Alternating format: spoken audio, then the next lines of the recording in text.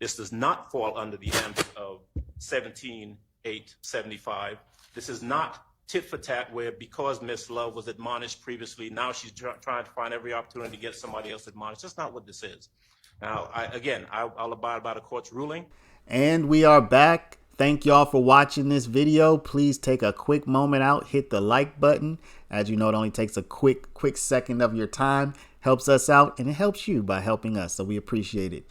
So y'all, today we finished up with the testimony of Monk Tunk's attorney, Mr. Wright. Y'all, Mr. Wright, he acknowledged in the first video you saw it, and you're going to see it even further in this video. He acknowledged that he and Monk Tunk overlooked number 8 on the factual acknowledgments that had to do with the demise of Mr. Donovan Thomas. And that factual acknowledgement, you know, Monk Tunk, he had to affirm to all of those factual acknowledgments under penalty of possibly going to prison. And so Monk Tunk's attorney is saying, well, we didn't know that was going to be on there. So you're going to see what happens with that. Also, you're going to see where attorney Love, DA Love, it looks like she's trying to do some get back. You remember when DA Love was admonished and rebuked in front of the jury? Well, it looks like she's trying to get other people admonished and rebuked in front of the jury. She looks like she's on an admonish and rebuked mission. So you're going to see whether or not she's successful with that. And finally, y'all, just want to again thank you for watching. Please don't forget to again like, comment, subscribe, and here we go. We'll get right into it. No, you're all good. Good morning, Attorney Wright. Good morning. I believe we met briefly to introduce myself yesterday or the day before, but again, I'm Doug Weinstein and I am Diamante Kendrick's attorney. Yes, sir. If I speak to you in a normal speaking voice, can you hear me okay? Absolutely. I don't need to yell or shout. You do not. Okay. We talked about proffer sessions, and a proffer session, again, I believe you said, is when a defendant meets with the state, correct? Correct. So to avoid legalese, I'm just going to talk about meeting with the state instead of using that word proffer. Okay? Yes, sir. All right. So if there would have been a meeting between Mr. Sledge and the state, you would have been there, correct? Yes. Was there a meeting between Mr. Sledge and Attorney Love before December 27th? No, not that I have any recollection of. And I was, I never want to give an incorrect answer. So I was cautious, but I don't believe we ever actually sat down for a proffer. Was there a meeting between a meeting between Mr. Sledge and Attorney Hilton before December 27th? No. Was there a meeting between Mr. Sledge and any member of the district, any attorney in the district attorney's office before the 27th of December? Not that I'm aware of, no. What about an investigator with the attorney's office? No. I have a slight objection just as to clarification because there, I'd ask that the meeting part based on other interactions, just vague. Was there any meeting? The objection is vague. Okay, let me clarify. When I have used the word meeting, what I mean is a proffer session. So to all of those questions, if I had used the word proffer session, were there proffer sessions? I'm not aware of any proffer session that was ever conducted or even a more informal interview with anyone from the DA's office or law enforcement as it relates to this case. So there being no proffer sessions, I believe you received the first proposed plea agreement on December the 27th with a series of factual acknowledgments, correct? Yes. So how in the world, to your knowledge, did the state come up with those factual acknowledgments for your client to agree to without having met with your client? Your Honor, I'm going to object based on relevance and speculation as it pertains to how the state did something or came up with something. Overruled. I believe the state was trying to surmise through its overall Well, investigation. now, he asked your personal knowledge, so if you could answer that, please. I don't have any personal knowledge how the state came up with these factual problems. So you don't know how the state put those words in your client's mouth? I do. As to the characterization of Sustained. Okay. How many plea negotiations have you conducted in your career? Definitely over 1,000, maybe 1 to 2 or 1 to 3,000 over 30 years. Okay. And these plea negotiations are like any other negotiation that takes place between parties, correct? Absolutely. There are things that you want in the final agreement, right? Yes. They're the things the state wants in the final agreement, correct? Yes. Do you get everything you want in that final agreement? No. And is this plea any different than the other pleas where you don't get everything you want? No, it's not. I have no further questions. All right. Does anybody else have questions from the defense? Got a number of questions for you, and I want to break them down into separate parts, okay? Okay. And same ground rules. If you can't hear me, you don't understand the question, just ask me to repeat myself, clarify, whatever you need, and I'll be happy to do that. Understood. All right. Let me kind of start where Mr. Weinstein left off. Proffer session. It's been a reference, which is a meeting between your side, you and your client, and the district attorney's office. Never happened. True? Correct. Sustained. All right. You did receive, as we've seen previously, that email with the proffer agreement attached. Is that right? objection asked and answered. I did. Sustained. You have never seen, never received, and there is no signed proffer agreement. Objection asked and Anyway, answered. is there? Sustained. And your interest in representing Mr. Sledge would have been to try and gain whatever the best situation was for him. Isn't that true? Objection vague and relevance. Overruled.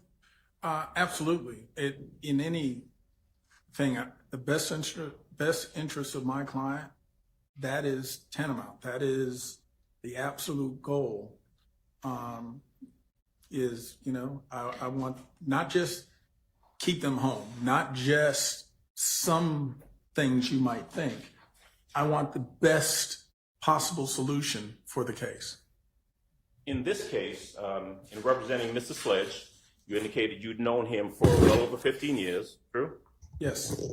And at the time that you came into this case, you were aware of the indictment and exactly what he was charged with in the indictment. Yes. You knew that he was charged with one count of RICO, or violating the racketeering in the RICO Act. Yes. You knew that he was charged in count 30 of the indictment with possession of a firearm by a convicted felon. I did. The count 30, the possession of a firearm by a convicted felon, is something that he was accused of. The allegation was that he committed that offense in December of 2021. Is that right? Yes. Right, and that was included in the overall indictment with the RICO count. True? Yes. Okay. Having represented Mr. Sledge before, you knew not just him, but you knew his family as well. Yes. You knew his mother. Yes. And so when you were in court over the course of the last number of days, and you heard testimony and questions about him wanting to get home to his sick mother, is it in fact true that his mother was ill? Yes.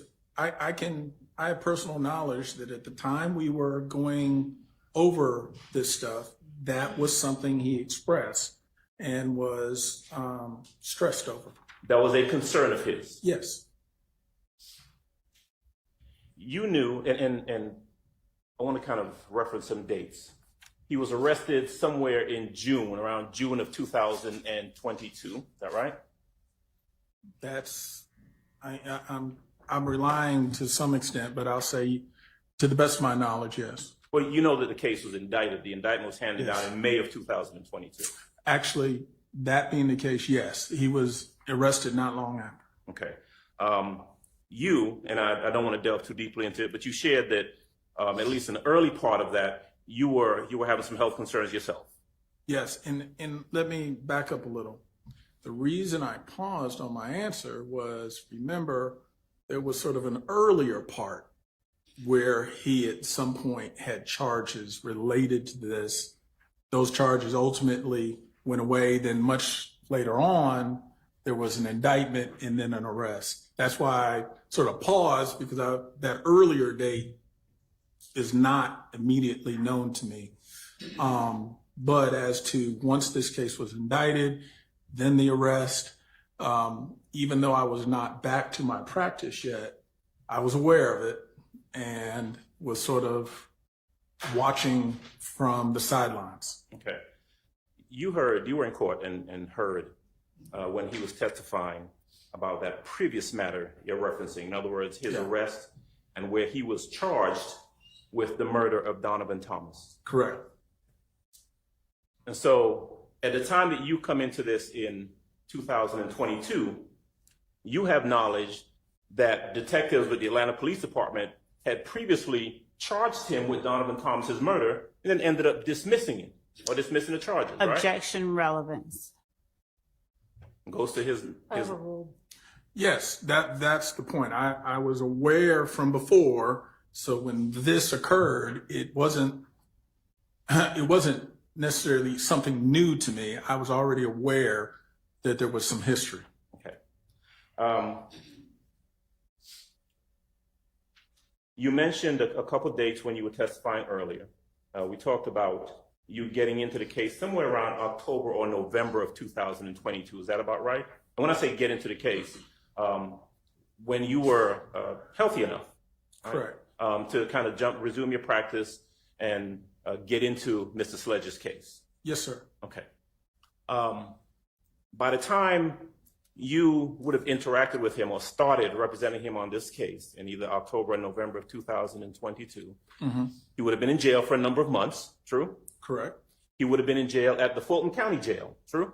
Correct. And since he was in jail at the Fulton County Jail, that presupposes, and you know, that he did not have a bond. Correct. Now, if you're in jail and you don't have a bond, you stay in jail. True? Correct. The only way you get out of jail, if you're in jail without a bond, is you either, your case gets dismissed, right? Correct. Or you negotiate some sort of plea or deal that gets you out of jail, right? Correct. Or you go to trial and you get acquitted and that gets you out of jail. Correct. Mr. Sledge wanted to get out of jail. Yes. He had been in jail for a number of months by the time you spoke to him, and he was anxious about getting out of jail, wasn't he? Objection, Your Honor, asked, answered, and Sustained. He discussed with you his desire to get out of jail. True? objection, asked, answered, and it gets into, Attorney-client privilege. yes, Sustained. Were you attempting to get him out of jail? Yes. All right.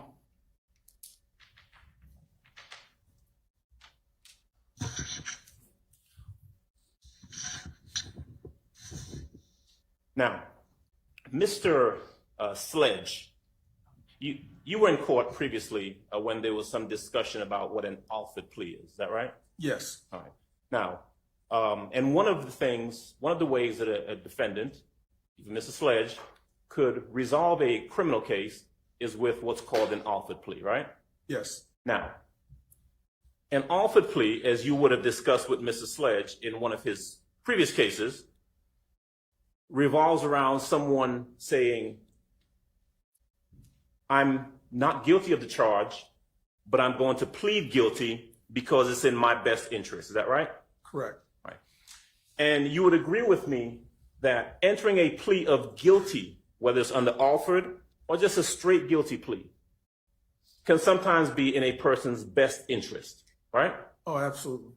And that may sometimes be regardless of whether they consider themselves to be guilty of the offense or not. objection, True? Your Honor, relevance. Correct. Overruled. Correct. Because as you've testified previously, people enter pleas for different reasons. Isn't that right? Correct. You having, were you the one who did Mr. Sledge's bond hearing, or was it another attorney? It was probably me. I just don't have it was a while ago. So. It was in late 2022. True? Well, you know what? No. His arrest on this, I wouldn't have been able to do the bond hearing. So I'm not sure who represented him for the bond hearing as it relates to that June arrest. Okay.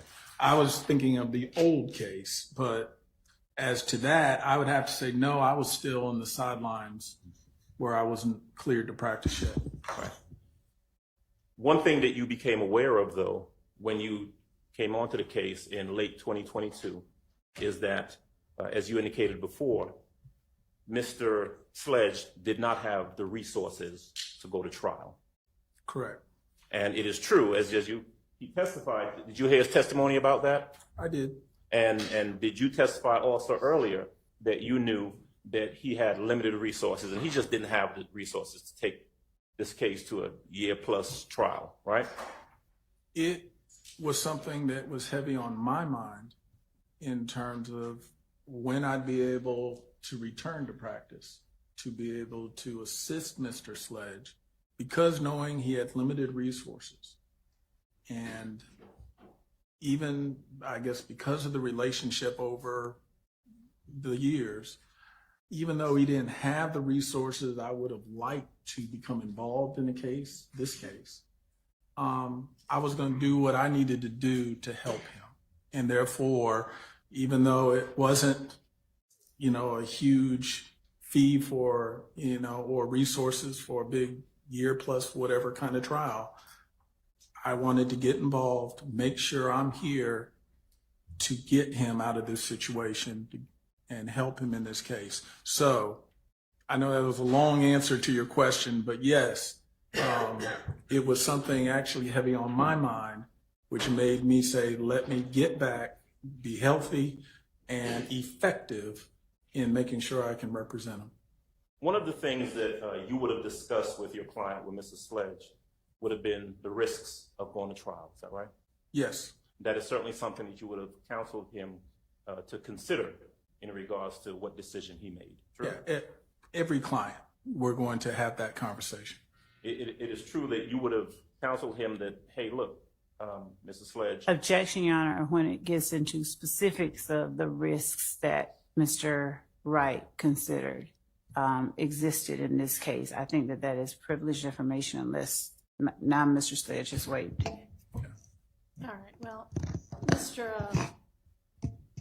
Wright understands the obligations of the attorney-client privilege, so please do not reveal any attorney-client privileged information.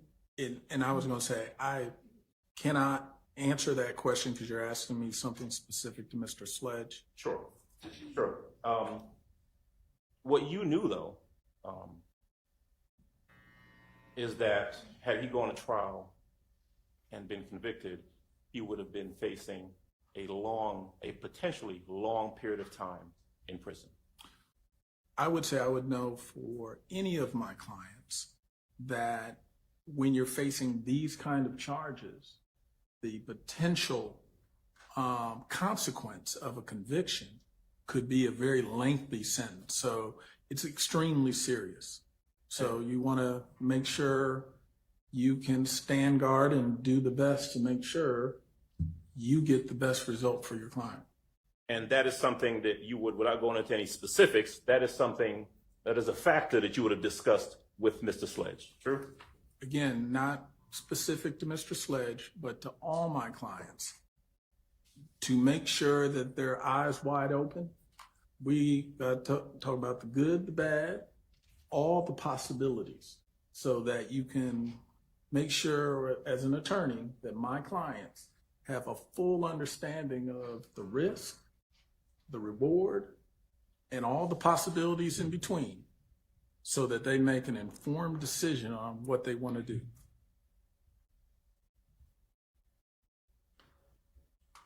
You were aware, were you not, that the state, the district attorney's office, was interested in whether or not your client would testify, would take a plea and testify. You knew that, didn't you? Yes, as of, I think the first email was sometime in November, when sort of the first communication that sort of gave us an idea that they would like to talk to him. Were you ever present in court where any representations were made by an assistant DA that we're looking to make deals? I first appeared in court in middle of December. That's sort of when I came back, but I also appeared on behalf of Mr. Sledge. I don't remember the details of what occurred that day, but I will say when I reached out to the state to say, hey, let's talk, it was middle of December. So it was after, I think, that first couple court appearances in December. Okay. It would have been after, also, there was that November 30th correspondence between you and the state. True? Correct. I had not yet responded to them, but it was in middle December that I essentially was now responding to them and saying, okay, well, let's talk. And that November 30th email was an email that you received from the state. Mm-hmm. It was unsolicited, true?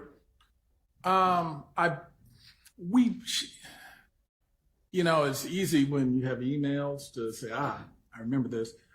It may have been a phone call where it is customary that even though you may see us in court, everyone seems to be one side or the other arguing.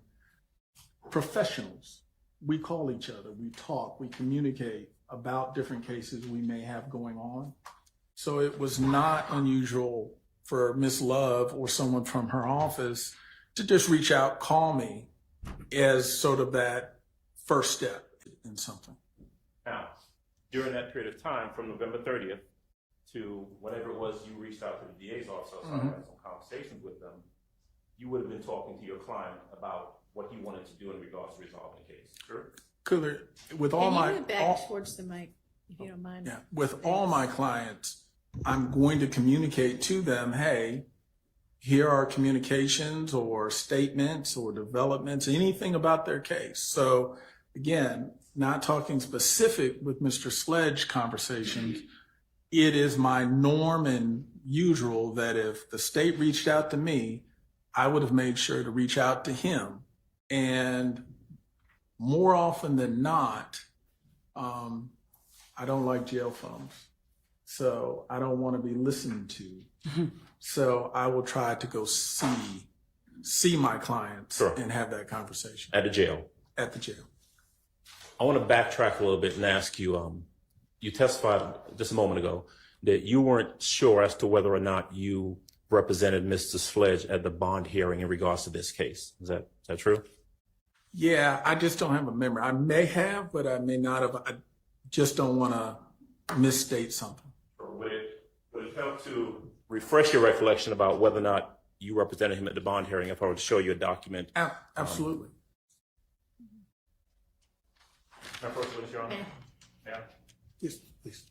I'm going to show you for purposes of the record what I've marked as defendants Williams Exhibit 257A and 257B respectively. I'm going to go ahead and put those to you, let you take a look at them, Mr. Wright, and once you're done, you just tell me whether or not that helps to refresh your recollection as to whether, as to who represented Mr. Sledge at the bond hearing in this case. Yeah. Okay. Seeing this, it does refresh my recollection. Okay. So tell me if you would, whether or not you did in fact represent Mr. Sledge at the bond hearing in this case. I definitely filed for bond, and I either represented him myself or I had someone stand in for me if there was an actual hearing, because I'm not sure in that time frame that I had filed for it whether I had been cleared. So I can at least state I filed for it and I either was there and represented him or I had an attorney stand in my place. When the bond was denied. So it's still on me, yes. Okay. All right. So let's jump back to December now, right? Okay. So we're in December, and if I heard you correctly, the state has sent you an email on November 30th, and so now you're talking to your client in mid-December to see what he wants to do in regards to the case. Okay. All right. At some point, you end up in court, and I'm focusing now on December 27th, December 28th, Okay, because the plea was entered on December 28th, true? correct. All right. The correspondences that were shown to you, well, we've been using the word iterations of this so-called plea agreement. The first one came to you on December the 27th, isn't that right? Yes, And so the very first time that you and or Mr. Sledge would have had an occasion to consider the state's proffered plea agreement was one day before he entered his plea. True? And one of them relates to the comments by Mr. Weinstein, specifically the comment was maybe about an hour and 19 minutes and 32 seconds from when we stopped. But specifically, the comment that Mr. Weinstein made, to which the state objected, was, you don't know how the state put those words in your client's mouth. And my objection that the court sustained, obviously, is that it was an improper comment, improper statement put before the jury. And even though the court sustained it, Mr. Weinstein and others' ongoing efforts have been to spin a narrative that the state has forced something on one of the witnesses or more of the witnesses. But those particular words, Your Honor, that you put this, you don't know how the state put those words in your client's mouth. It amounts to Mr. Weinstein making a statement, not asking a question, and him making an assertion that the state, in fact, did something that it did not do, which was put those words in your client's mouth. Everybody's heard the testimony and seen what happened. And inasmuch as that statement was an improper statement in front of the jury, and it could be construed by the jury as something, notwithstanding any court's instruction, that they could take as fact, we would ask that the court under 17-875 admonish and rebuke Mr. Weinstein's statements and admonish him to make no further efforts to put such improper statements before the jury. My second motion deals with Mr. Let's take them one at a time, all right? Can I respond, Your Honor? Yes. There was nothing improper about that question to the witness, Your Honor. I was inquiring about the facts. I'm sorry, I'm losing the word, but the facts that were put forward that the state created. The state doesn't deny that they put those together and gave them to Mr. Wright's client without any input from Mr. Wright. I think it was a proper characterization, and it was a question. So the witness could answer that, just as Attorney Love has said. All the evidence is out there. It's all before the jury. The jury can draw what they want from that evidence. So there was nothing improper about that. All right. And I actually, well, that's all I'll say. So I think it was a mischaracterization. It was in the form of a question, but I believe it was a mischaracterization, because if we had been talking about the final version that Mr. Sledge adopted, that might have been a fair statement to say, you know, they were put in his mouth, but these were not things that he ultimately adopted, so the state wasn't putting those words in his mouth. So I think it was a mischaracterization. Don't think it goes so far. I mean, you objected, I sustained it. It doesn't go so far as to warrant an admonishment before the jury. But let's try to be careful in our characterizations, even when we are asking questions, all right? Yes, Your Honor. Okay, what's your second motion? Mr. Adams' question to the same witness that the state objected to, but that the jury heard. Isn't it true, and I'm going to paraphrase, that you knew that the state didn't want your client, the state wanted Mr. Williams. That's been the lie that the narrative that has been promoted from the start. We don't agree with it or adopt it, and we certainly don't agree with the idea that we, do these things without a basis for them. So in as much as Mr. Adams made that assertion in front of the jury, we do believe that that merits an admonishment and rebuke under 17-875, and we would ask that the court give him one.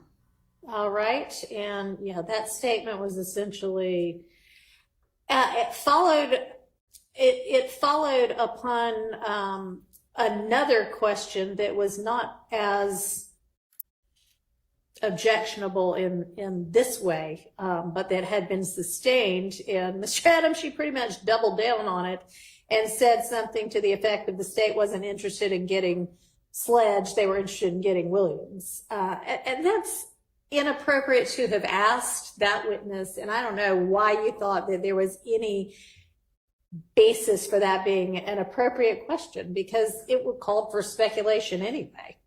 So what's your response to the state's request that you be admonished with regard to that? Your Honor, it was not a question it was a question that I believed was an appropriate question given the context of both this witness's testimony and his client's testimony previously. What we'd heard in the narrative that has been put forth, and quite frankly, I believe the evidence has been that the state has been mostly interested in Mr. Williams as a defendant as opposed to the co-defendants, particularly as regards this witness and Mr. Sledge. What has come out and what's been of importance is this meeting that they had on June the 9th, where this statement is made that is beneficial to Mr. Williams. The part about him advising Mr. Copeland or Mr. Sledge to take Mr. Copeland to the police station. And that's left out of any questioning of Mr. Sledge. He is asked, or he is, however it comes out. There's no discussion about that. We're not going to ask you about that, whatever portion of it you choose to believe. And so there is this narrative that's out there that they appear to be interested in Mr. Williams, not so much in the co-defendants. And the fact that all of the co-defendants who took pleas were asked, made, or signed plea agreements where the bulk of the plea agreements, and the jury has heard at least 3 of them previously, the bulk of the plea agreements make specific reference to Mr. Williams as the head of YSL. Mr. Williams did this. There is this narrative out there that and everyone has gotten probation. All of the people that the jury has heard from has gotten probation after they were denied bond, and the state took a harsh position that they didn't need to be out on the street. But the minute they entered pleas, they implicated Mr. Williams in some form or fashion in their plea agreements, then they were released. And so that narrative is out there, and I think that was an appropriate question to ask of this witness who has some knowledge of that.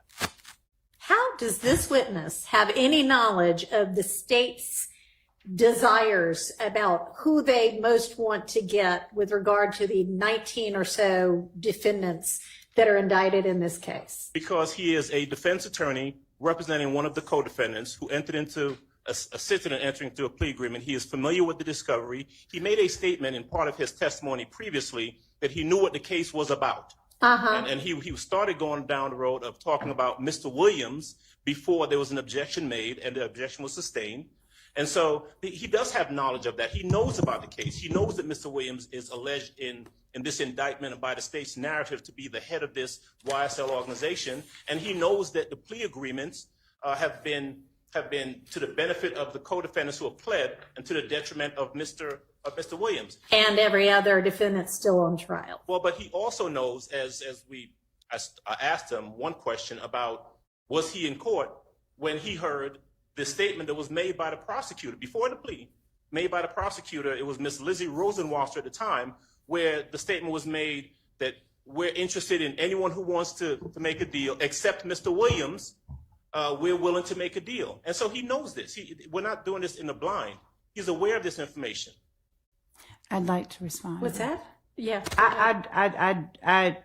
I don't know of that statement that Mr. Adams is speaking about, except Mr. Williams. If he could point me to something, because I wasn't there when she said it. I wasn't even on the case, but I doubt that she would have said it. But if she did, I mean, I can't speak to that. I'd like to see it since he's made that assertion.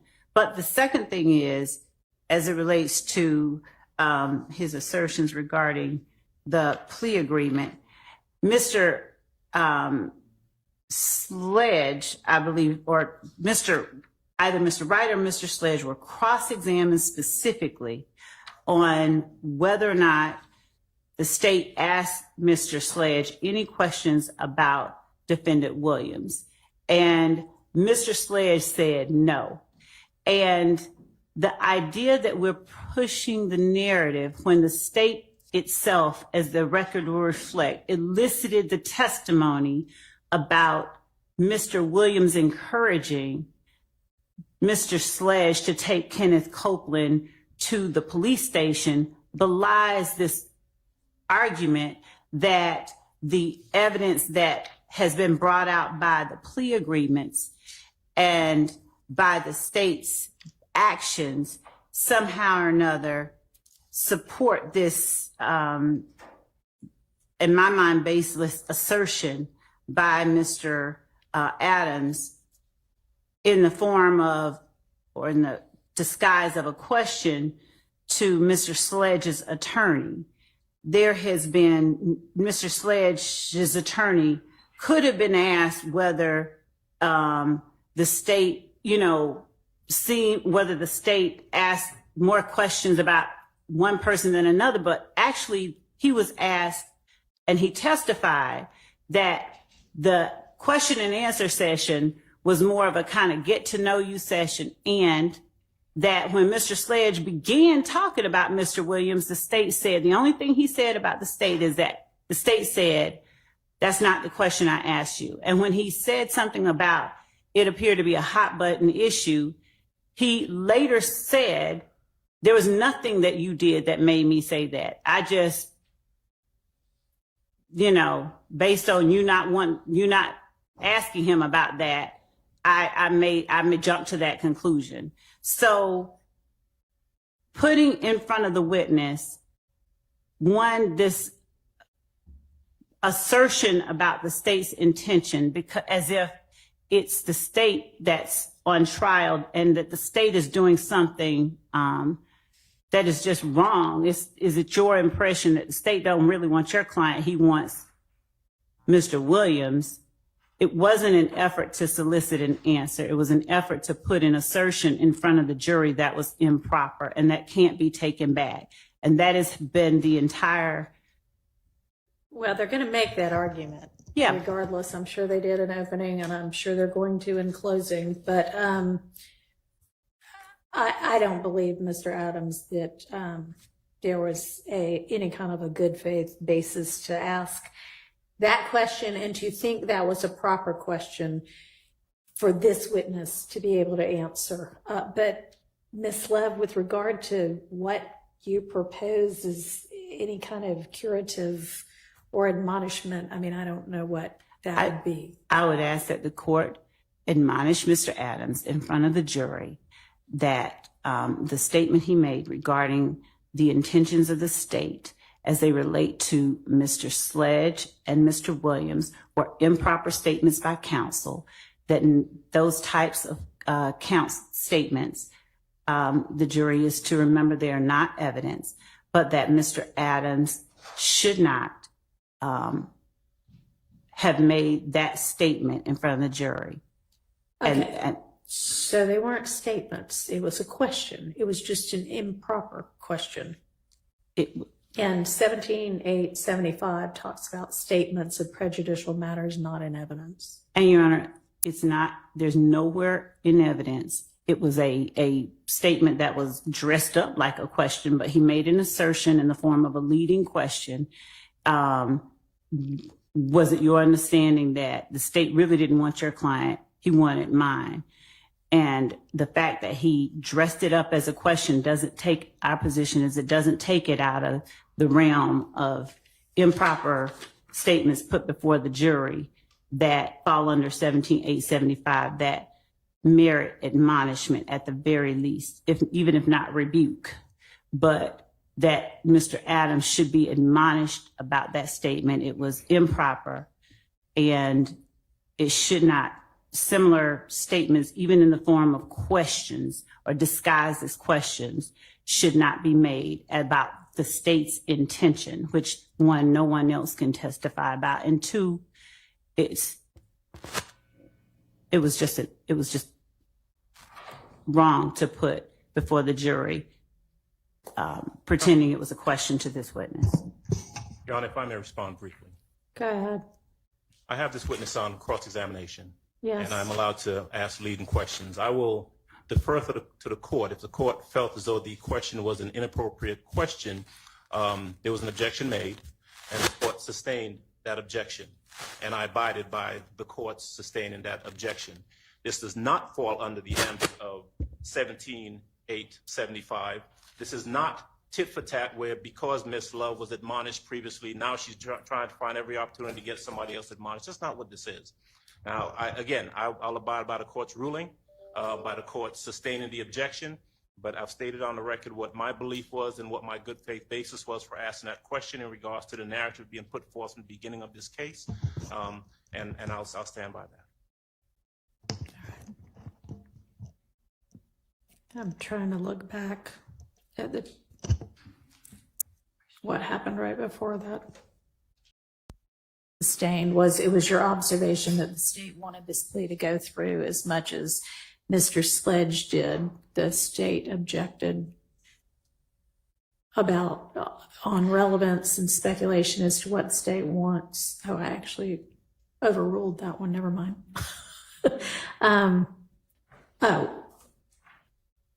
I made it a different kind of ruling, and I said re-ask your question. Based on your conversation with the state, your knowledge of the case, your communications back and forth with the state, your evaluation of the plea agreement you formed, or you observed that the state was just as interested in getting this plea done as Mr. Sledge, wasn't that true? Objection calls for speculation about the state as to whatever his observation is or belief was. It's not pertinent to any material I sustained. And then you followed that up with, was it your observation that the state wasn't really concerned with Mr. Sledge? I think it was with getting Mr. Sledge, but with getting Mr. Williams, which would also have been asking for, what the state wanted or didn't want, which I had just sustained, but asking in an even more pointed way. So it was inappropriate for you to ask that question. With regard, though, to an admonishment, any instruction I give is just going to highlight it again for the jury. So is that really what you want? Why don't I just admonish Mr. Adams privately not to pull anything like that again, or you will get admonished in front of the jury? Would that suffice for now? Yes, it does. Thank you. Okay. All right, Mr. Wright, welcome back, sir. Thank you, sir. All right. I think when we left off, Attorney Wright, I was asking you, we had gotten to the point where I was asking you questions about the actual plea on the 28th of December. Okay. So I want to pick up there. All right. At the end of everything, all of the discussions, the plea agreements, conversations with your client, ultimately, Mr. Sledge entered a guilty plea, correct? Yes. And he was sentenced, at least in part. Yes. And he was released from prison, from jail, true? Yes. All right. Part of his sentence, requirement of his sentence was he had a curfew. Is that right? Maybe so. I'd have to refer to it, but it sounds Okay. reasonable. 10 to 6 sound like what you remember, if you remember that? Again, if the curfew was in place at the time he first got released, yeah. Okay. It's fair to say that even after he had entered his plea and had gotten out of jail, he had conditions on him pursuant to his plea and sentence. True? Correct. And it was always an unknown, is he going to have to appear, testify, and, go through this? But that was, of course, something that was, and I'll use the phrase hanging over his head. That was a condition that was upon him. Yes. The possibility of him testifying. True? Yes. And of course, the discussions that you would have had with the prosecutor and with your client, and again, I'm not asking you specifically what you told him, but subject matter is that if he were to testify, it would be expected that he would testify truthfully and consistent with that plea agreement. Correct? Correct. All right. Now, it would be fair to say, and you tell me if I'm right or wrong, that you would, of course, make him available to speak to either the state and or the defense in preparation for his testimony. Correct. And previously with other clients, and I presume with Mr. Sledge, it would have been incumbent upon you, and you would have discussed with him the necessity of testifying if he were to be called in, testifying truthfully, correct? Correct. You've heard the phrase before. He's used the phrase, and it's been here in court, where he said he was of the impression that he would be able to get up and testify to, quote, his truth. You heard that? Correct. Okay. You knew and you understood, based on the discrepancies that you had with the plea agreement, that his truth might not necessarily agree with the verbatim reading of the plea agreement. Objection. True? Vague as it relates. Sustained. I'll rephrase the question. You knew that he did not agree with everything that was in the plea agreement, correct? I understood that he did have issues with some of the factual allegations that were contained in it, yes. Okay. And so moving forward then from that period of time, December of 2022, to when the state made contact with you about speaking to Mr. Sledge in June of 2024, you made him available at that time, true? Correct. Yes. And if I heard your testimony and the testimony properly, this was a meeting that took place at the Starbucks over in Fayetteville, correct? Yes. Would have been yourself, Mr. We've Sledge. gone Yes. through who it was. Asked and answered. Sustained. All right. You testified that the meeting that was had with Mr. Sledge at that time was approximately 40 minutes. Is that accurate? Objection. Asked and answered. Your Honor, I'm entitled to a thorough and sifting cross-examination. I'd like to be able to explore that because it has been made an issue by the state in their questioning. Okay, I don't know that the length of time of the meeting has been made an issue. Just go on to what it is that you want to get to with this witness and questions. Yes, Your Honor. All right. Did you describe in your previous testimony this meeting as a getting to know you sort of session? Yes, it didn't seem like a detailed question answer preparation kind of meeting. Is more of a feeling each other out, getting to know you kind of meeting, and giving you a general idea of, hey, you're going to be testifying, and therefore, I'll be asking you questions, and so we need to get a sense of each other. Was there a discussion from the state did they advise Mr. Sledge of what they would be asking him? No, there were general questions again, but it was not often when you think about witness prep, you think, hey, I'm got 20 questions here, the 20 questions on B. It wasn't anything like that. It was really more of a introduction to each other, get to know you kind of meeting. It did not appear to you to be what you would consider a witness prep session. Correct. And that was on June the 9th of this year, correct? Objection. Asked, answered. Sustained. Mr. Adams, go ahead and just focus in on what it is that, we're all familiar with what he's already testified to. At any time after June the 9th of this year, and when Mr. Sledge was brought in to testify, did the state ever, in fact, conduct a prep session with him where they asked him or discussed questions they might ask him on the stand? Objection. No. Relevance. Overruled. No. That was, like I said, we met the one time, and then we've appeared for trial. And to be clear, we appeared to trial a couple times, but we weren't called. But they did not ask questions or anything. We just sort of waited. So again, trial was really the next instance of any communication between the state and my client. Did Mr. Sledge at any time ever indicate that he would not comport with his plea agreement and come in and testify? Did he ever exhibit any reluctance to come in and testify? No. Did he ever attempt to avoid a subpoena or to avoid reporting when he was asked to Objection report? relevance. Overruled.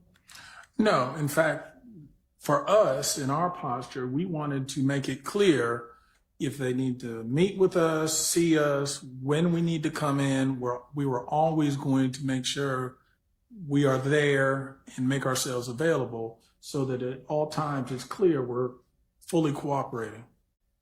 During the course of that meeting, you described, and I'm going to use your words, that when Mr.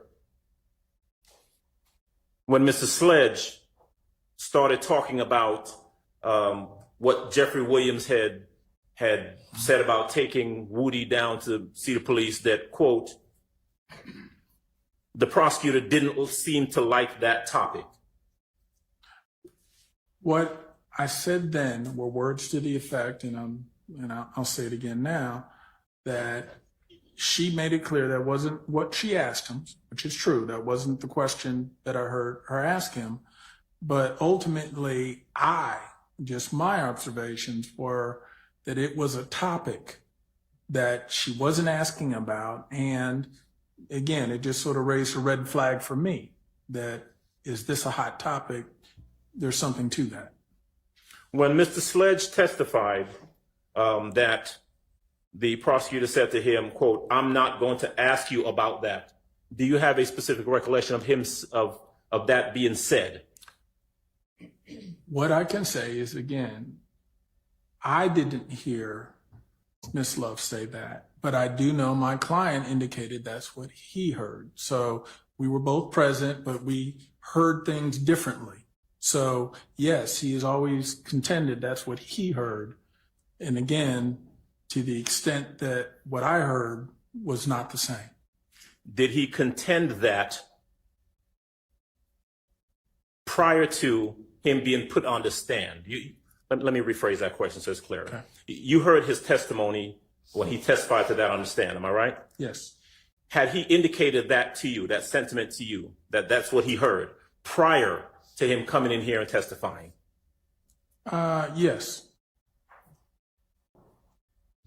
I want to, almost done, just have one or two last questions for you, Mr. Wright.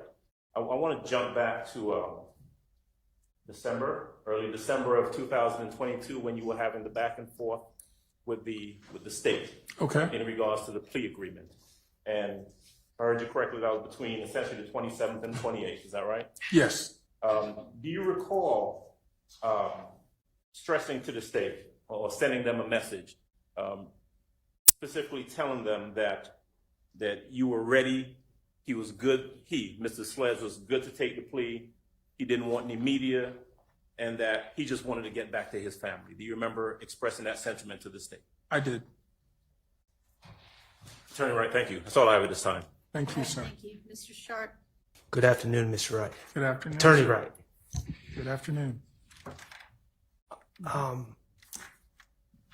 May I approach to just see what the witness has in front of them? This shouldn't be. These are all just my own notes. On direct examination, you made reference to identifying a portion of a certain factual acknowledgement that you and your client disagreed with and bringing it to the attention of the state, correct?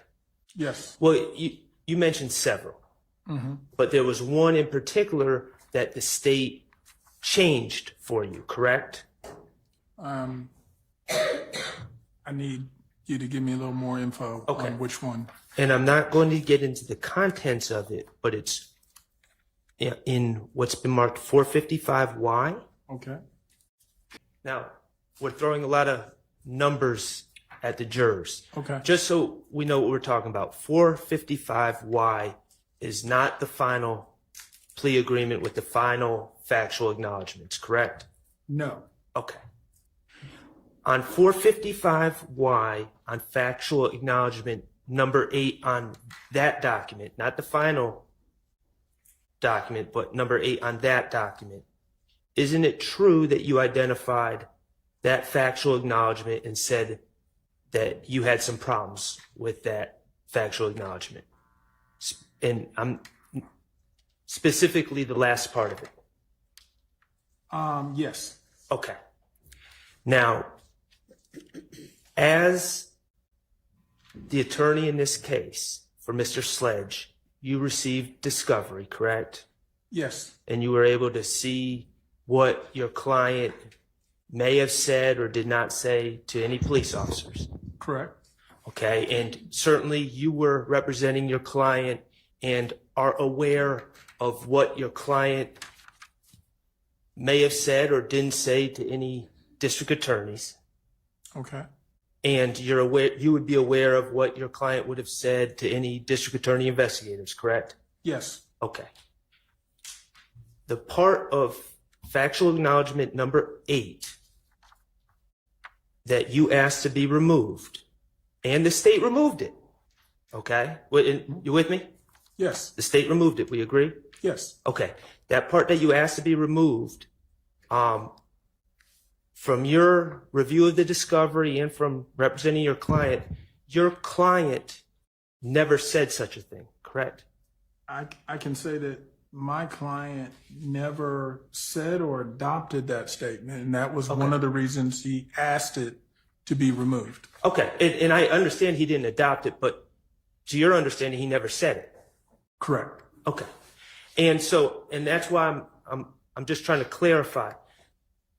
That portion that you asked to be removed is not something that your client once said and is now disowning or saying he's changed his mind. It's something that was never said. Objection asked and answered twice. That's correct. Okay. Thank you. I just want to talk to you about the timeline of you receiving the plea offer and in actual pleading this case, okay? You received the first version of the factual acknowledgments, you would agree, at approximately 5:00 p.m. on December 27, 2022? Yes. Okay, and that was the day before the plea was entered. Correct. And as I understand, I'm not going to belabor the point, as I understand, you went to 901 Rice Street, the Fulton County Jail, to discuss the plea offer with your client. Yes. Okay. Mr. Sledge. And do you recall how long you met with him that day? Now that I don't know. It would have been long enough to make sure we're going over things for me to get a good idea of what his response would be to our conversation and the things I was going over with him. And then at some point I would leave. And then, of course, as I said, later prepare a response email to the state. And this meeting with your client, was this you were in the attorney booth at 901 Rice Street? Yes. Okay. And as an attorney, or when you met with Mr. Sledge, you were on one side of the booth. There's a glass. Objection, relevance is to. I'm discussing their ability to go over this document. Overruled. There's a thick glass barrier in between you and Mr. Sledge for this meeting, Correct. and he's on the other side of the thick glass, correct? Correct. And of course, you have to talk loud, but Yeah. you can hear each other, correct? Correct. And let me at least so you know, because this is some time ago, I'm assuming I was, again, because we are almost always in the attorney booth We get a little key, we can unlock it, we can go in. We can also hand documents back and forth. Right. That is my recollection of how I met with him, which meant I would have been able to hand him a copy so he can read it, I can read it, at the same time and go over whatever we need to go over. I'm sort of stating it because it's so long ago. Is it possible that I just saw him through one of the more window only kind of things where I could not have handed him stuff? Possible. I don't remember that. I remember being in the attorney booth. Okay. But So I just wanted to point out that, yes, we can talk as well as hand stuff to each other to review. Well, let's let the jury know what we're talking about here. Yeah. So if the attorney booth, if someone's in the attorney booth, if it's being used, if it's occupied, you can use a visitation booth, correct? Correct. And that also has thick glass in between you and the person you're speaking to, correct? Yes. And the main difference is there's no pass through in those Correct. booths. We Okay. can, all audible stuff's the same, but you just can't pass stuff back and forth. Okay. And of course, when you met with him on the 27th, met with Mr. Sledge on the evening of the 27th, you had whatever version of the plea agreement was in effect at that point, but not the final version. Correct. Okay. All right. Could you refer to 1AS Okay. for me? I have it, sir. Okay, thank you. You would agree that in the negotiations with the state, your client pled to count 1, which was conspiracy to commit RICO violation, correct? Yes. And he was facing 15 years to serve. He was sentenced. The agreement was 15 years to serve on probation, correct? Correct. Okay. And then count 30, he did plead guilty, and according to this agreement, sentencing was withheld Yes. and would be dismissed if he fulfilled the agreement. Yes. Okay. At this point, sentencing is still withheld, correct? Correct. And the maximum he's facing on count 30 is 15 years, correct? Yes. Okay. So right when he testified earlier today, he had a 15-year sentence hanging over his head as well as the probation. Correct. Okay. And so his maximum exposure is 15 plus 15, correct? Yes. I mean, technically less, we'll say any time he's already ticked off since the agreement. But generally speaking, it's 15 plus potentially another 15. So, and at this point, if he's done a year on probation, it would be 29 years instead of 30 years. Correct. Okay. Now, you indicated in your review of the final plea agreement, there was one factual acknowledgement that you testified you missed, correct? Correct. Number 8 on the final agreement, you missed. Correct. And, well, I'm not going to ask you to speak on behalf of your client, but you missed it. Yes, I can only say that I missed it.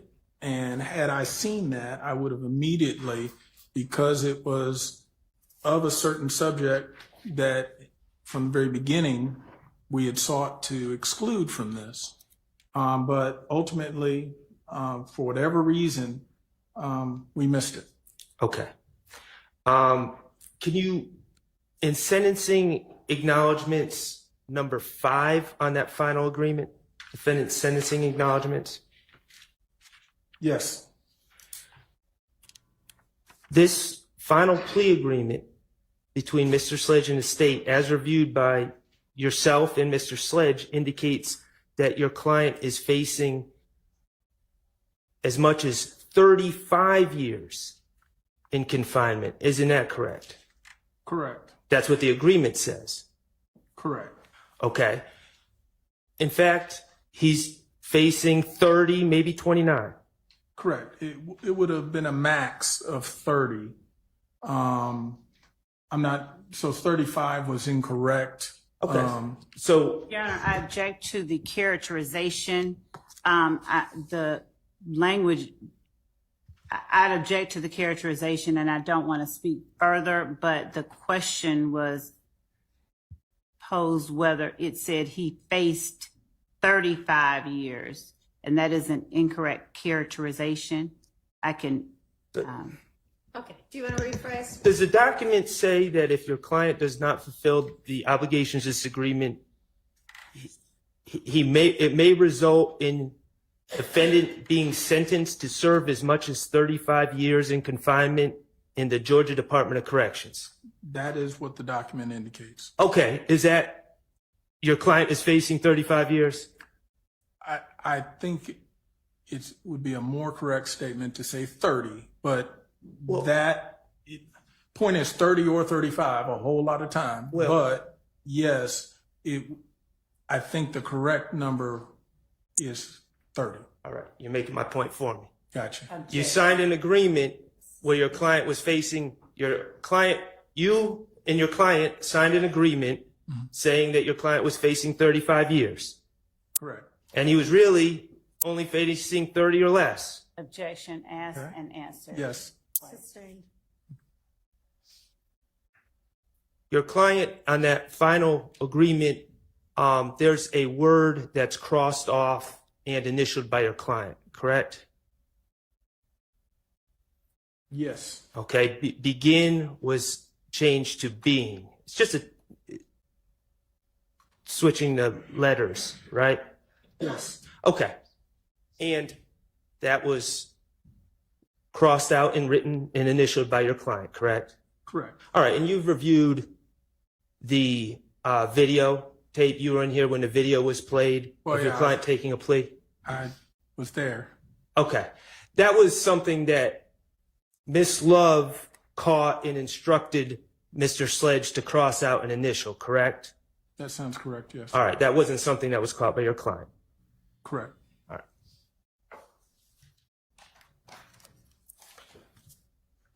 Okay,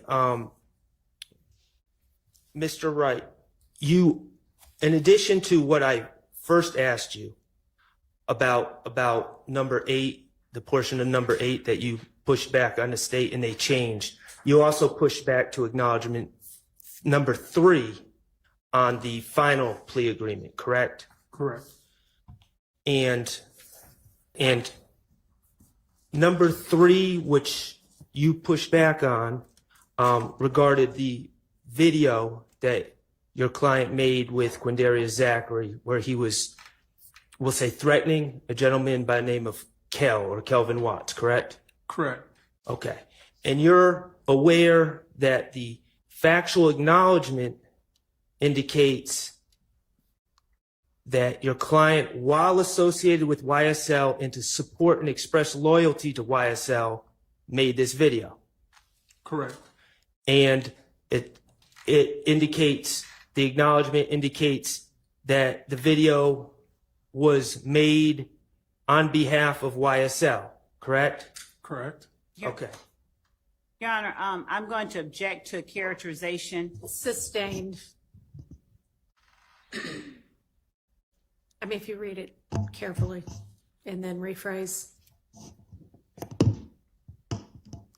On behalf of YSL, defendant threatened to harm a person named Kel. You can ask that. Okay. But the acknowledgement indicates that on behalf of YSL, defendant, that would be your client, Mr. Sledge, threatened to harm a person named Kel, correct? That's what the acknowledgement says. Yes. Okay. And you pushed back on that and you sent Ms. Love an email, correct? Correct. Actually, we began taking issue with that characterization from the very beginning. And this was, I think I testified, an example of where we felt one way, the state felt another, and that was one of the examples where it was not changed. Right.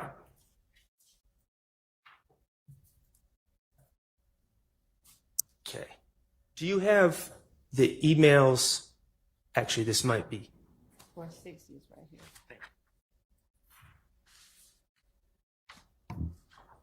Do you have 460 in front of you? Yeah. No. 462, 461. He, One moment. this is the only 460. Ms. Love gave me this one. Oh, I'm going okay. to approach, if Your Honor will allow. I'm handing you what's been marked as 461. Yes. Going to read to you from your email what you said about acknowledgement 3 to Ms. Love. And this email was sent on December 27th at 8:43 p.m., correct? Yes. Okay, and this is the night before Mr. Sledge entered his plea, correct? Yes. Okay. You wrote regarding number 3, the video may have seemed like the issue was gang related, but it was actually about a girl that Sledge was dating, and Kel started kicking it with her. That was the real issue behind that. Not denying the video, but the issue was the girl. Is that what you Yes. wrote? And is that verbatim? Yes, that was verbatim. Okay, so the point you were trying to get across is you're not denying that your client, Mr. Sledge, made the video, Correct. and you're not denying that he had an issue with Kel, Correct. but that issue was about a girl. Yes.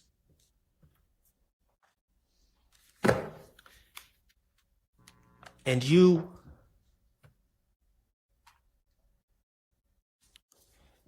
ultimately, the state was unwilling to change that factual acknowledgement in the plea agreement, correct? Correct. They were unwilling to take out that it was done on behalf of YSL, Correct. and they were unwilling. Your Honor, my objection is vague when the question is they were unwilling to take out that it was done. And earlier, Mr. Sharp referenced video. If you could just clarify what he's saying. Sustained. Okay, they were unwilling to change the factual acknowledgments on your client's plea that he was to sign the next day, right? Well, again, some changes were made, but as to that specific one, I'm talking- that was one example of where they were not willing to change it, even though we had a difference of opinion as to what it was about. And, So the it is still unclear. So and if you- factual acknowledgement number 3. I'm sorry, yeah. Okay. Yes, my objection was to, could they specify what it we're talking about? In terms And it may help.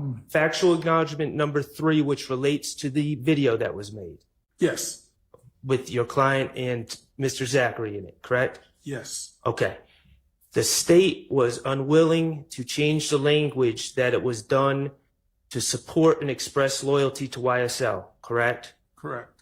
And they were unwilling to change the language that it was done on behalf of YSL. Correct. And Your Honor, Yes. again, I object. You can as to clear the it back up on redirect, or are we already? Yeah, that was, I haven't you done a still have redirect. redirect, so you can clear it up then.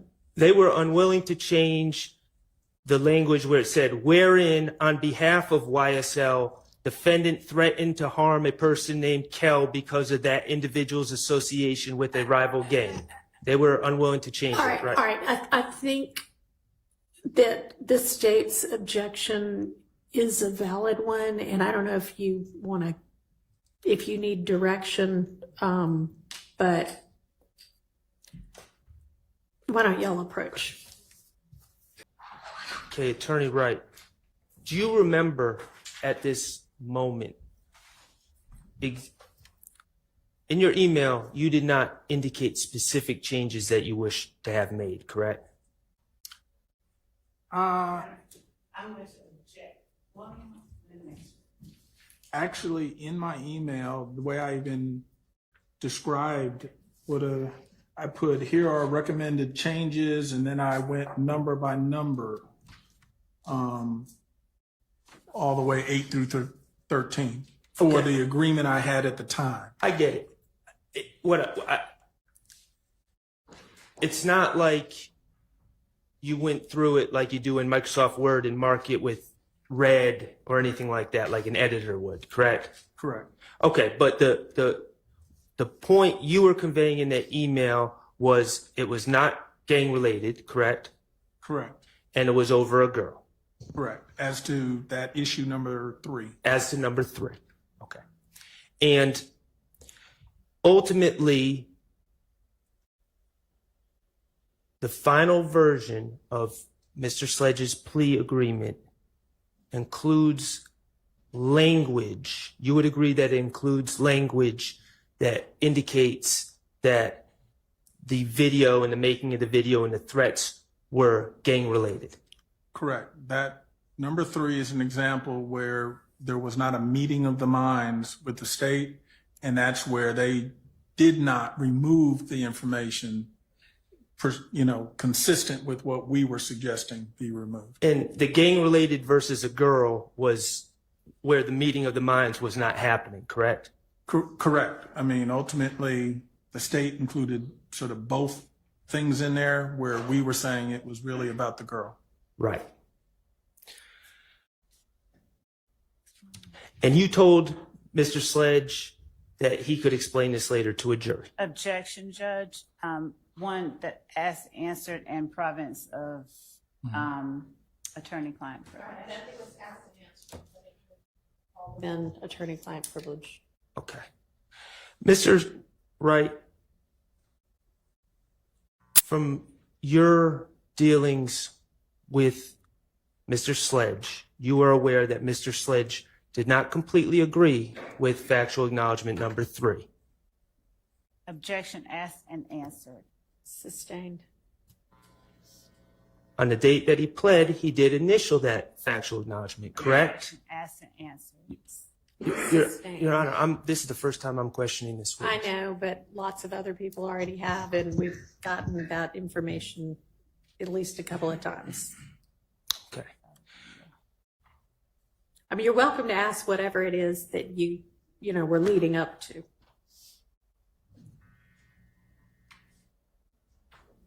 I believe on cross, you indicated that in negotiations, you can't have everything, and sometimes you have to live with some things, correct? Correct. And your client initialing number 3, even though he didn't completely agree with it, is an example of having to live with things, correct? I think I previously did state that number 3 was an example where there wasn't a complete meeting of the minds, but his choice was to either walk away and proceed with trial or enter into the plea agreement. To go home, Mr. Sledge would have to live with that as part of the negotiations, correct? Objection, Your Honor. That part is asked and answered. And Sustained. All right, here's my question.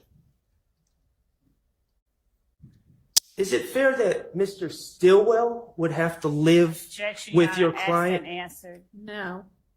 I'm sorry. That is not what I meant to add. Objection, relevance, and improper question. Is it fair that Mr. Stillwell will have to do anything is an improper question for this witness. So forgive me for. Sustained. Was Mr. Stillwell a party in these negotiations? Objection, that is, again. I'll permit that question. Was Mr. Stillwell a party in these negotiations? No. Was your client signing a factual acknowledgement that wasn't true? Is that something that Mr. Stillwell should have to live with? Objection, one. Sustained. The signing of these incorrect factual acknowledgments, you would agree that it affects more people than just Objection, Mr. Your Sledge, Honor. correct? Overruled. I will state this. Any person in a case where there are multiple defendants, once they enter into a plea agreement that includes certain factual stipulations, that can impact all the defendants, not just themselves. So to your point that, yes, when Mr. Sledge was completing his plea, his focus was on him. However, there are effects or ramifications that could affect others. And your focus Your Honor, was, my and your focus Hang was on on just a him. second. Hang on.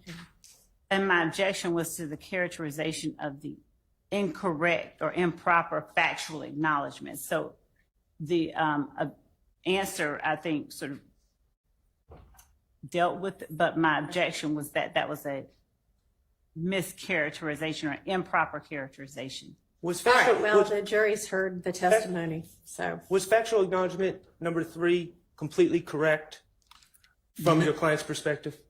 We indicated that we took issue with some of number 3. Some of it we were acknowledging, and some of it we took issue with. And he initialed it and he got to go home. Correct. Objection. I And asked him. it affects these other gentlemen back here, correct? Asked and answered. Sustained. No further questions. Okay, does any, Jill, questions? Questions, Mr. Williams or Mr.? Thank you, Judge. Mr. Wright, you were asked on cross-examination by Mr. Shart, I believe, regarding factual acknowledgement number 3 that was contained in the final plea agreement that your client signed. Do you recall that? Yes. I want to ask you whether State's Exhibit 452 Yankee, which was sent at Tuesday, December 27th, 2022 at 5:06 p.m., as indicated by its label, was that document, the document that preceded the email in 460 Yankee from you dated December 27th at 2022 at 8:43 p.m. I'll let you look at that.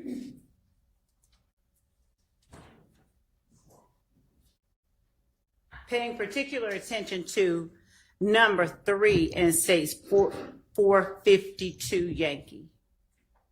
Yes, it does appear to be number 3 in Exhibit 452 Yankee is what my email note was referring to. All right.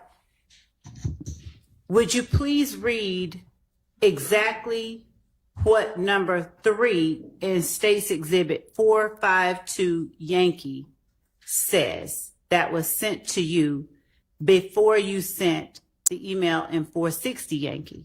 Okay. While associated with YSL and to support and express loyalty to YSL, defendant and co-defendant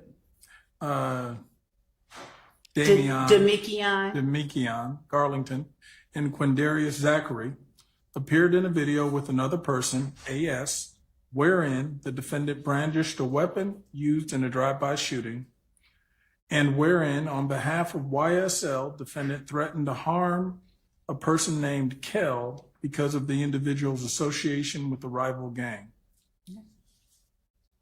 Now, exactly what did you respond with relation to number 3 when you sent that email in 460 Yankee? Objection. That's Your been asked and language. answered. What'd you say, Mr. Adams? Asked and answered. I gotta allow some leeway. Go ahead. In 3, I said the video may have seemed like the issue was gang related, but it was actually about a girl that Sledge was dating, and Kel started kicking it with her. That was the real issue behind that. Not denying the video, but the real issue was the girl. On any part of 460 Yankee or any other communication you made with the state, did you ever assert on behalf of your client that Kelvin Watts was not a rival gang member? No, I did not go into. No. Okay. And He can explain his. Your Honor, I don't mind explaining, but I wanted to ask, with the court's permission, certain questions that are frankly binary questions, yes or no. And then if he could be allowed to explain, I would Okay, just well, he said no, and he Okay. was about to explain, so you may follow that up your no if you want to with something else. go ahead. I was simply going to say no. But again, the whole point I was trying to make is that it wasn't, from our perspective, a really a gang-related issue. It was a girl-related issue. And then ultimately, you did change it. However, the change ultimately sort of included both. That it's a girl issue, but you also kept the fact of some of the YSL and gang contention. And that was just what I would say is sometimes in negotiations, you agree to disagree about, what was at issue. Okay.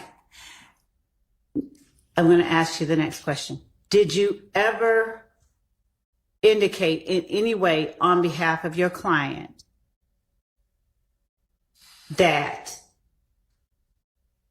your client was not associated with YSL as stated in the first part of Section 3 of 1AS, the factual acknowledgement? There has never been a time where I've ever contended or represented to you that my client was not YSL. Okay.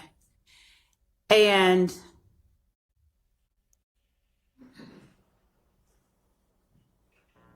is there ever any indication from you through your client, from your client through you to the state, that the portion that says where a defendant brandished a weapon used in a drive-by shooting is incorrect, inaccurate, or false? The answer is no. And further, again, we took no issue with the video. The video is what it is. The issue was just, we were saying sometimes what the motive was. The motive was a girl-related motive, not YSL. Yes, he may be YSL, and yes, the video he does. I'm going to object. Hang on just a second. I'm going to object to the response that he may be YSL, that invades the province of the jury. Your Honor, we're talking about his. Overruled. Okay, go ahead. Maybe, again, it's contended he's YSL. Maybe, and the video is what the video is. We were simply taking issue at the motive or why the video ended up being created had more, it was focused because of this girl situation between two guys. Okay. The fact that Kel or my client or whoever they are was a secondary and what we said not the primary issue. Okay. Did you ever indicate on behalf of your client in any fashion, whether in 460 or some other way, that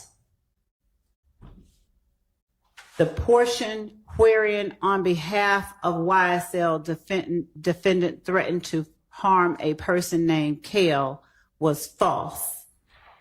No. All right. All right.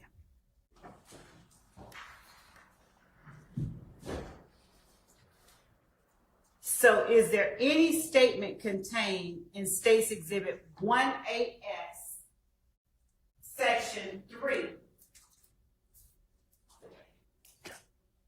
Is there any portion of 1AS, Section 3 that your client, through you, contended was false? At any time that you conveyed to the state? The part which says that ultimately his actions in the video. Wait a minute. Where's the word ultimately in that? Okay, well, no. Sustained. Okay. He's trying Okay. to explain it. Okay, I'll just start by reading and then I'll pause and explain the part. While associated with YSL, comma, and then here's the part, and to express support and loyalty to YSL. That part is, again, it was not a gang motive. That was the part that my comment would take issue with, that He wasn't shooting this video or making any comments or doing anything. This was about the girl, not about trying to support or express loyalty to YSL. Now, quite honestly, the rest of it is essentially just describing the video. It's correct. And then ultimately at the very end where it was added, had begun a relationship with defendant's ex-paramour, that was correct. So the only issue was an inference that it was in the furtherance or in support and express loyalty to YSL. That was the only part that we took issue with. So that's where, when I say sometimes there's something where we agree, but also part of it disagree. That was the part of disagreement. And to not split hairs, but did you at any point say in your email or anywhere else that that part is factually incorrect? No, but also understand my email came the day before. As we started getting into these later versions, I was here in court. I wasn't sending emails.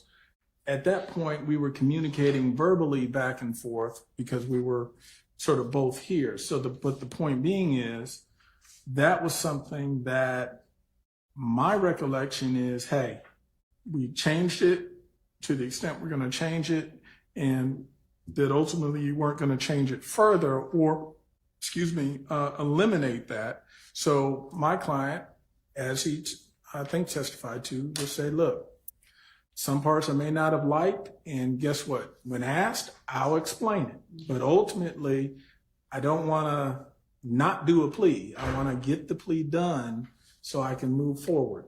And that's that point of compromise. Thank you for explaining that. All right.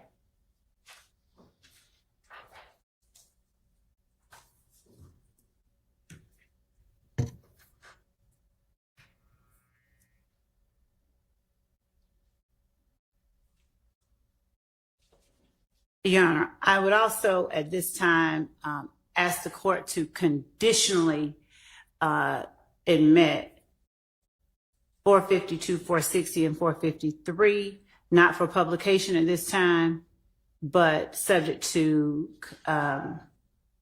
additional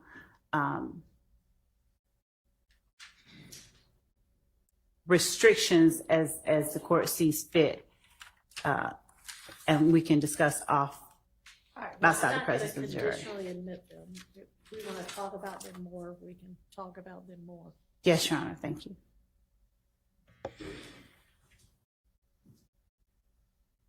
While you were on cross-examination, you testified that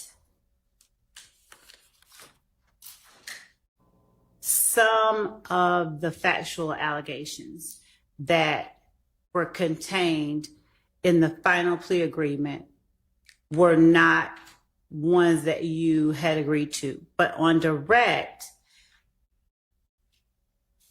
am I correct that you said number 3, you asked to be changed and it was changed, but not exactly like you wanted? Mm-hmm. And then number 8 was one that you said today that you missed back at some point when you were reviewing the document. That is correct. Okay. I have said today that number 8 was missed. Okay. And a review of it versus our earlier comments to you, they can't be reconciled. I mean, in other words, it's clear that that was not something that we would have anticipated. In other words, it was something we objected to and wanted removed. Ultimately, it reappeared in that final version. We did sign it. Again, I'm not taking issue. We missed it. And unfortunately, had I seen it the day of, I would have paused, stopped everything and said, this is a hard stop. We got to figure this out. We'll come back to that in just a moment, okay? Other than number 3 and number 8, do I remember correctly that everything else your client through you acknowledged was Objection, Your Honor. Asked accurate? and answered. Sustained. When you spoke of some of the factual allegations, were number 3 and number 8 the only two Asked you and were? answered. Sustained. Outside of what's contained in the final 1AS, is there any other thing that you asked the state to change that we Your did Honor, not? asked and answered. I think that was also asked and answered. I did. Okay. Objection. We'll move forward. Now, as I said, when you mentioned number 8 being something that you had not seen before, are you able to tell the jury the first time that you can now recall paying attention to number 8? Number 8, when you were questioning my client, and number 8 came to light, one of the first things I started to do was go back to read to figure out where that came from. And of course, my reasoning, without going into the content, was that was one of, from the very early things that we said, hey, this is not accurate. And then I'm thinking, where'd that come from? But I went back, I realized it was there. How we missed it, how I missed it, I don't know. But apparently I did. If I show you number 8 on 455 Yankee, an email dated December 28th, 2022 at 1:54 p.m., are you able to recall whether this was a document that you reviewed while you were actually in court? I believe that was one that I did review while in court. I think you said 155? Yes, sir. Yes, 455. 455. I don't know. 455 Yankee. Now, without reading out loud number 8, Okay. read to yourself number 8. And after you've done so, would you please tell the jury whether number 8 under factual acknowledgments under 455 Yankee is something that you asked the state to change?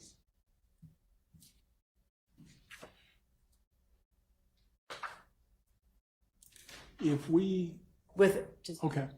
because I can't have you read it. No, I'm not going to read it. Okay. But what I was going to say is, having read it, Mhm. ultimately, the very final part, the last sentence, really the and then everything after that and, is the only thing we would have asked to be removed from this paragraph.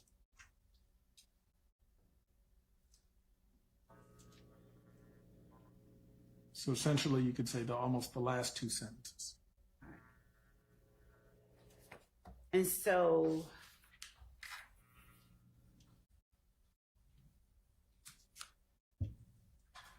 $455 number 8.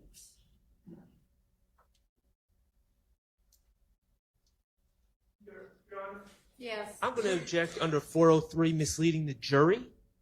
Mr. Wright has been referring to number 8 on the final agreement. Now we're talking now. Ms. Love is trying to talk about number 8 on a prior Okay. version, which is not the same. I hear you. I think she was maybe about to ask some questions to clarify that. I was, Your Honor, and just to be clear, because there was this cross-examination about what was agreed to, what the state refused to move. Right. So this, we believe, is a proper line of inquiry, and we'll try and keep it as concise as we can. So, may I continue? You may. So, Mr. Wright, when you speak of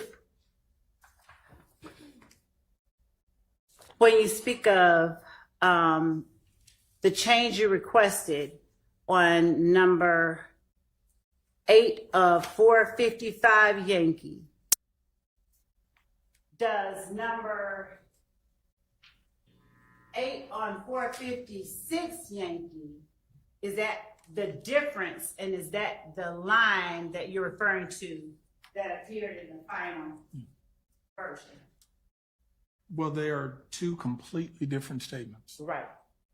And does 456 Yankee contain the line that is now contained in the final version?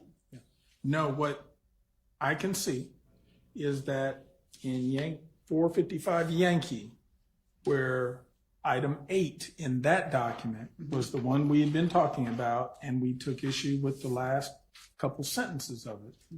When it becomes 456 Yankee, that is moved to being now number 9.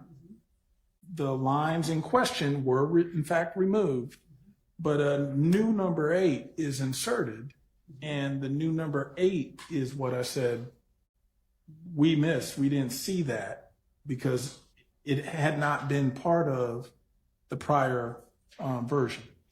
So, but you can sort of see by comparing the two that what happened was it got kicked down to 9.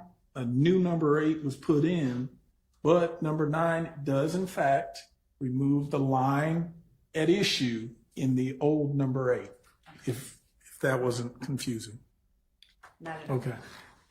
And what I was asking you is that in 456, that line in 456 Yankee, is that number 8 the line that appeared in the final version? It did. Okay. And again, I'm not sure how we missed it. I think because I'm thinking, and again, I can't speak for my client. I can only speak for me, that we were still going off the last thing we had seen. Honestly, I know this final version got emailed to me.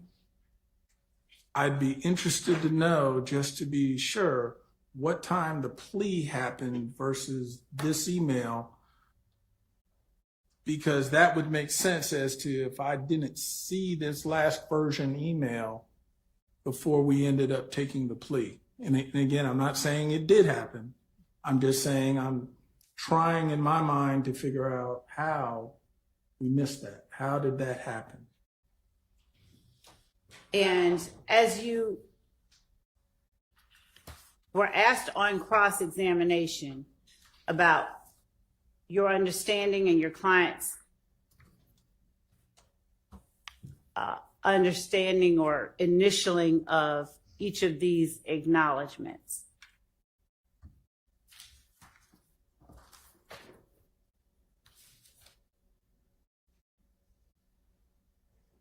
was there any acknowledgement other than 3 or 8 that you ever felt you needed to explain?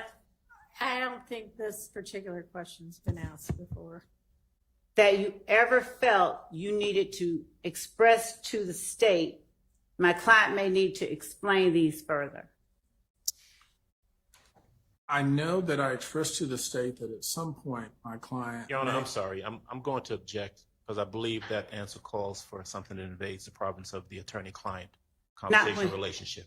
Not when he expresses it to the state. Overruled. Go ahead. But she indicated... I believe, because at some point it was stated to the state that explanation may be necessary. Yeah. I don't recall whether we itemized exactly which items were going. I think it was a general statement that, hey, we're signing it, we're agreeing to it, but some of this may require explanation. And at the proper time and place, i.e. if he's called to testify, he's going to want to be able to explain the answer. Okay. So I think that generally, without going into any detailed conversations with my client, but that's generally what I recall we were communicating with the state to say, we're signing, sign us up, we're initialing, we're going forward. But some of these things, because there are a couple things in here, may require further explanation, and when asked, he'll have a chance to explain.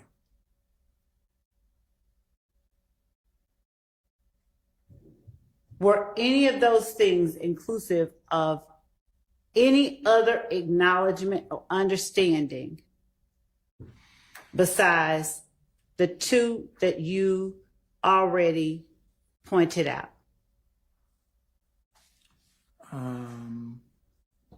Could If you need, could here I it is. have the final initialed? I think you. Because I think your question is going to that. I just want to. Do you have 1AS in front of you? 455. 1AS, what's that? No, this is 455Y. I think at some point. Okay.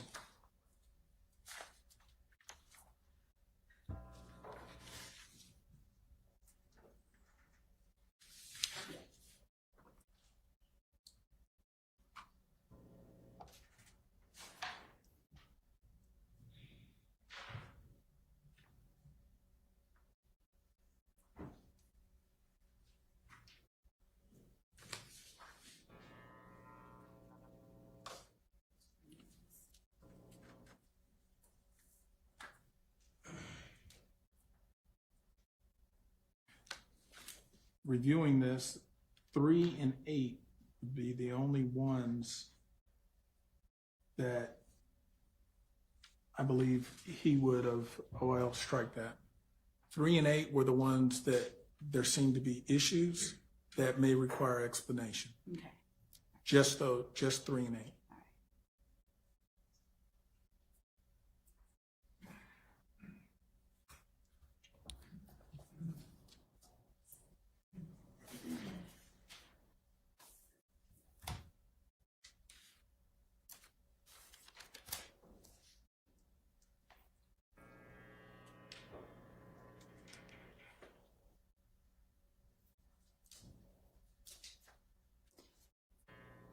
Did you were asked on cross-examination whether at any point the state asked to sit down with your client. Did you perceive the November 20th, the November 2022, the November 30th, 2022 email from the state as a request to sit down with you and your client? Well, it was a proffer offer. So yes, that would essentially be your communication to see about having a sit down with my client. And I think I indicated I received it, but we did not respond until middle of December. Okay. And that response, did it include any agreement to sit down with the state? No, it actually was simply saying, why don't we talk about a resolution? Okay.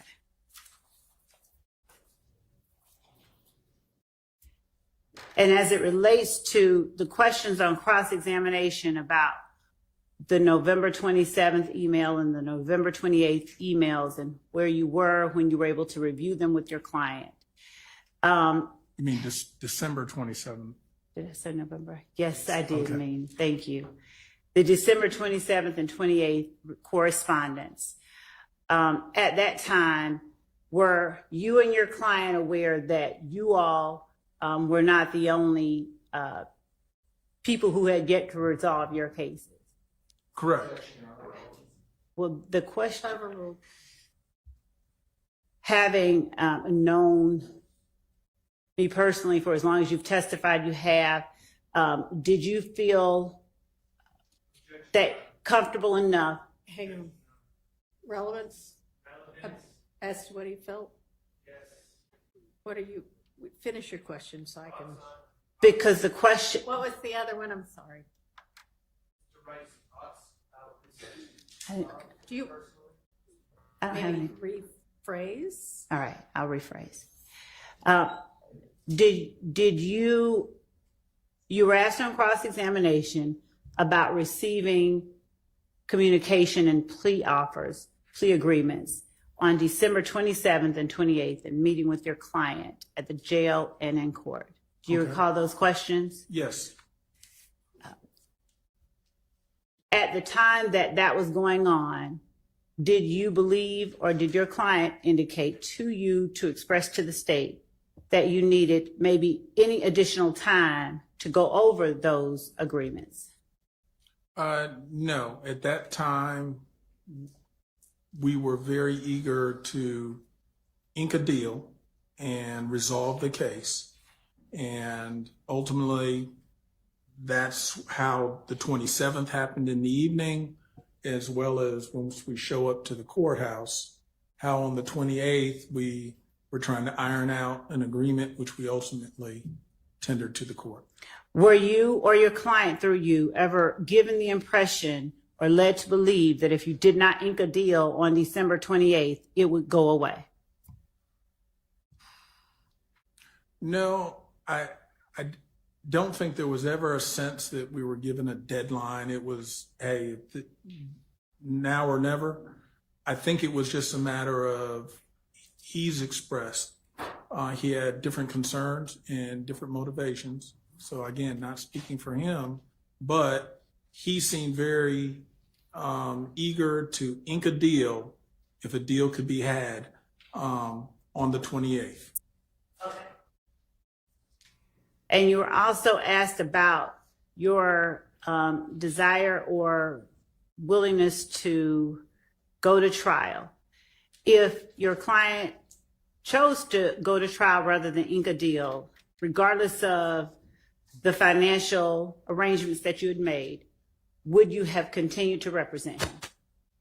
I hate to say I could not have afforded to stay on the case and to go to trial, because a trial of this length would have bankrupted me. Okay. I mean, there's starve me. I don't know what's the word, but ain't no money being made when you're in a courtroom, and if you're not getting paid for being in the courtroom, there just ain't no money. Understood.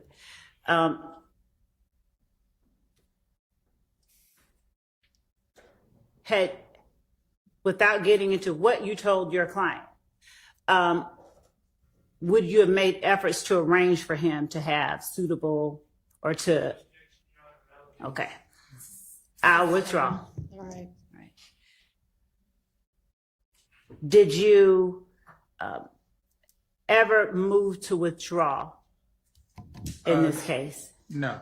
All right. Again, that's something that would have come later, depending on the choices my client made. Okay. And because his choice was to get this plea done and to execute it, that never became a ripe kind of consideration. You were asked on cross-examination a number of times about your client's sentence. I want to show you what I've marked as states 463, and a copy of which has been, not as it's labeled, but the certified has been provided in discovery. If there's anyone that wants to see it, I'm just giving the copy to the witness. Okay. 463 Yankee.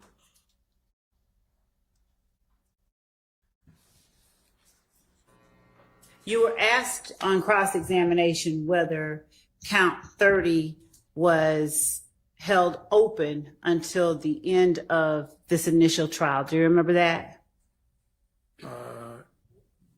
Something to that effect, yes. And do you have any memory of it being necessary for your client to be sentenced on count 30 as a result of the way that that particular count had to be filed with the clerk of court?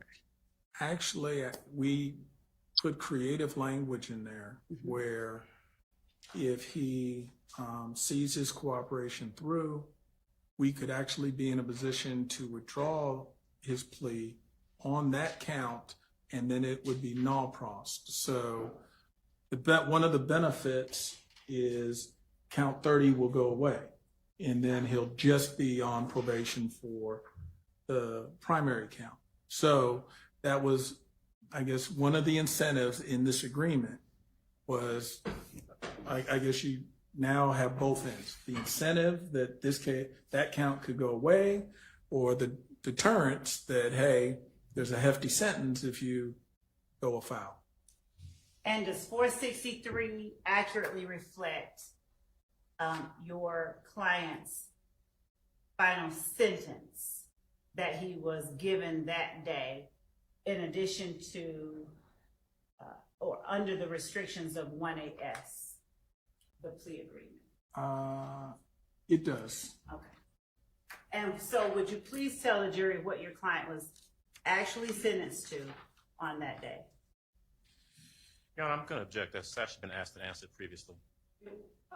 Well, I haven't seen the document to see what it says, but it seems to me, at least the implication is, no, it hasn't. So I don't know. Do I need to see the document? I can show it to the court. Ma'am. Passing to the court, 463 Yankee, I ask the court to pay attention to the sound. I'm going to walk around. You're welcome.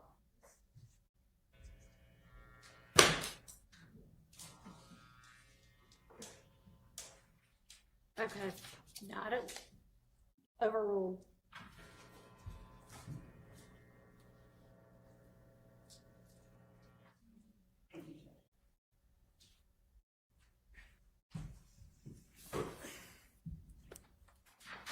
Would you please tell the jury what your client's ultimate sentence was? Ultimately, the sentence that I'm looking at now indicates 15 years to serve on probation to count one, and then 15 years to serve on probation to count 30, consecutive to count one, Okay. which would be 30 years of probation. And once this, going to the third page, which is the continuation, Please do. that if the special conditions outlined in this sentence are satisfied, and there's I won't list them, but there's a few of them, but ultimately he would be allowed to withdraw his plea as to count 30, and count 30 would be non pros. That's a Latin way of saying dismiss, so that he would only be standing on his sentence for count one. Okay. And I know someone had, since I'm here, had asked me about whether there was a curfew, and I do see where there's a curfew as part of this sentence. Thank you. Wrapping up with the last three questions, you said that you were asked on cross-examination, and you testified about whether or not your client initially was charged with the murder of Donovan Thomas, and whether the police dismissed those charges. Do you remember that? I remember The question. the topic, coming up, question coming up. Yes. And do you know whether it was the police or the district attorney's office that declined to charge your client? Yeah, I can't say I've known police to ever have that authority or make those decisions. It was my understanding it was the Fulton County DA's office who made the decision not to pursue those charges any further. Okay. And the last question is, you spoke earlier about representing your client in his 2015 case. Okay. And entering that plea in his best interest under Alford. Do you recall that? Yes. And at the time that you represented your client on 22 SC 183.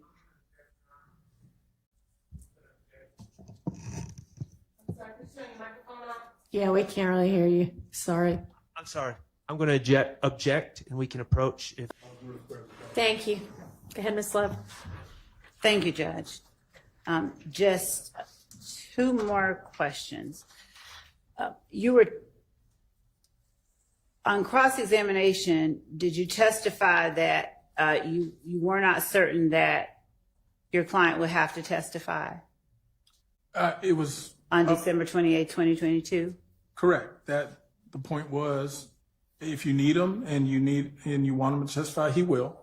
But it wasn't set in stone. It was going to be a game time decision once you made the decision. And was your client served with a subpoena by the state on December 28, 2022 to testify in the trial of this case? I don't know if he was served a subpoena that day. I mean, we were served a subpoena recently, and we've never taken issue with service or the fact that he will appear whenever the state wants him to appear. So we've never made issue of service. And finally, you were asked on cross-examination about an Alford plea, and it revolving around somebody saying they're not guilty. Was this one of those pleas? This plea, no. Thank you. That's all that I have. All right, thank you. Is there any recross from any of the defense attorneys? Mr. Stillwell. No recross on behalf of Mr. Williams. All right, thank you very much. Mr. Wright, thank you for your time.